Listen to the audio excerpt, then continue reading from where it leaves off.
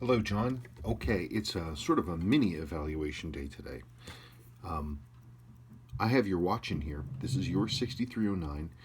You have worn it every single day since your wife gave it to you in October of 1977. Well, I have a personal theory about machines, is that they like to be run. Machines don't like to sit around, and if they're taken care of and they're run, and they're not abused, then they're going to run pretty well. So, this watch, it does have one tiny servicing mark in it, but it doesn't mean anything to me. It doesn't tell me how long ago it happened. Uh, but your watch is running very well for a completely unserviced original 6309.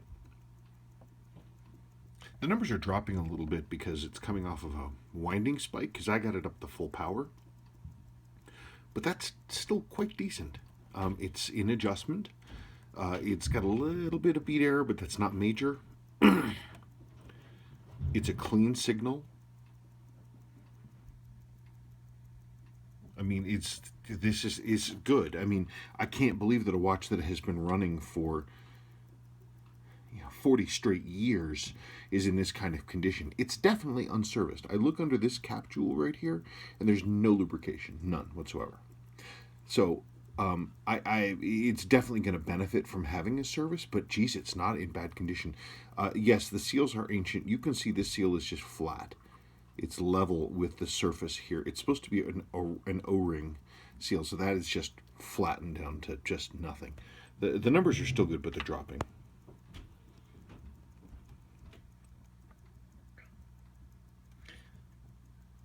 But it's still, I mean, very, very impressive for an unserviced, completely original 6309.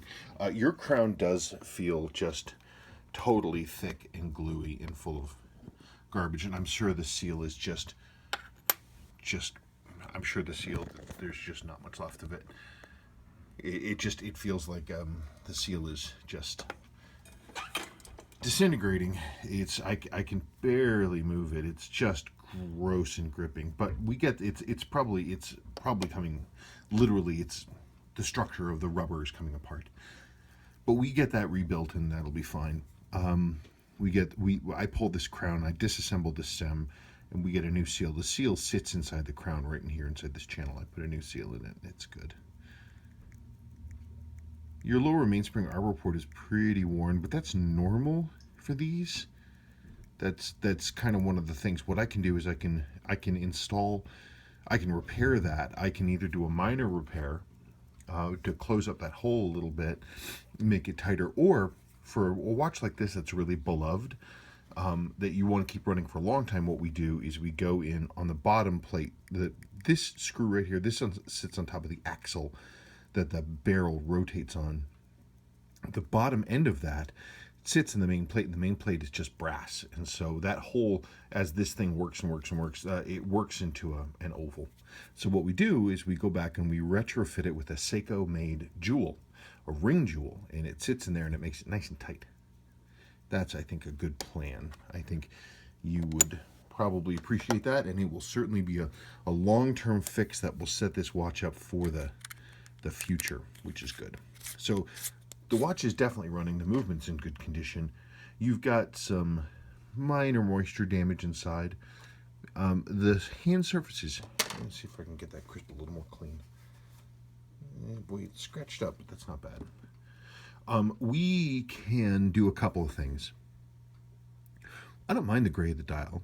Actually, I kind of like it when these turn gray like this. It's pretty cool. The hands are really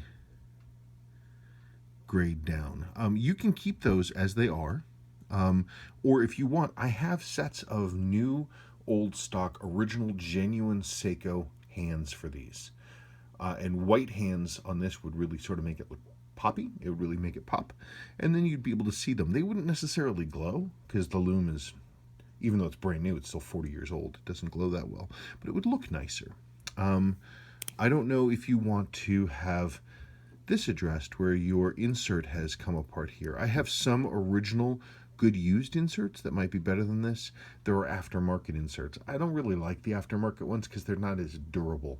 They look good. The printing is right and they look nice, but they're not durable. So I would maybe hesitate away from that one just a little bit, but it's up to you. Whatever you want done.